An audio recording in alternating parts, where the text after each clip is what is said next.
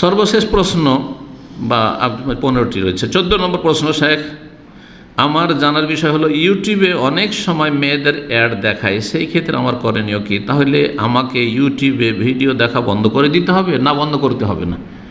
যথাসাধ্য বেঁচে থাকবেন। যেই সব চ্যানেলগুলিতে আপনার ডলার অপশন নেই সেগুলিতে সাধারণত অ্যাড আসে না, এখন শুনছি নাকি ওগুলো তো জবরদস্তি ইউটিউব কোম্পানি দিচ্ছে, কিন্তু আলহামদুলিল্লাহ এখন পর্যন্ত দেখিনি। আমার যেমন অফিসিয়াল চ্যানেল আছে এটাতে দেখিনি।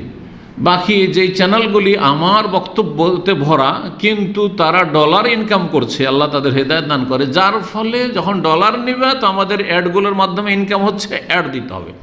যেমনই চালু করবেন আপনি তেমনই সৌদি আরবে তো একটু ভালো ছবি আসে, তারপরেও কিছু খারাপ আসছে, আর অন্যান্য দেশে তো একেবারে উলঙ্গ ছবি চলে আসছে। আউযুবিল্লাহ, আমাকে বেশ কিছু স্ক্রিনশট আমাদের ভাইরা পাঠিয়েছে, আল্লাহ হেদায়েত দান করে এইসব লোকদেরকে। তো এগুলোতে গুনাহগার, সেই ডলার খানেওয়ালাও গুনাহগার। আর আপনার কাজ কি? আপনি যথাসাধ্য বাঁচবেন, সেটাকে তাড়াতাড়ি করে দূর করার চেষ্টা করবেন, কিন্তু আপনি সেই খারাপের জন্য, সেই খারাপ অ্যাডের জন্য, খারাপ ছবির জন্য আপনি ইসলামী আলোচনাই শুনবেন না, আপনি কেন কল্যাণ থেকে বঞ্চিত থাকবেন? এই ক্ষেত্রে কোরআনে কারিমের সূরা তাগাবনের আয়াতুল আমল ফাত্তাকুল্লাহ মাস্তাতাতু, যথাসাধ্য আল্লাহকে ভয় করো, যথাসাধ্য যতটুকু পারো আল্লাহকে ভয় করো। এটা ঠিক ওই রকমই যেমন কেউ যদি বলে যে শেখ কি করব, আজকাল তো মহিলারা তো চেহারা খুলে ঘুরে বেড়াচ্ছে, আর দেশের অবস্থা তো বলতে হবে, চেহারার সাথে পেট পিঠ খোলা আর মাথার চুল খোলা, সব খোলা, বুকের উপর একটু ওড়না পর্যন্ত নাই। তখন কী করবো? তাহলে কি বাড়ি থেকে বেরোবো না নাকি? কি বলবেন?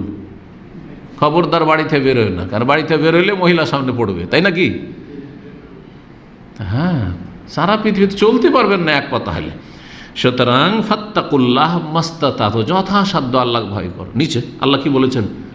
যখন দেখছো মহিলা আসছে, মহিলার ছবি আসছে, কুল্লিল মুমিনিনা ইয়াগুদ্দু মিন আবসারিহিম, তোমরা নিজের দৃষ্টিকে নামিয়ে রাখো। দেখছেন না?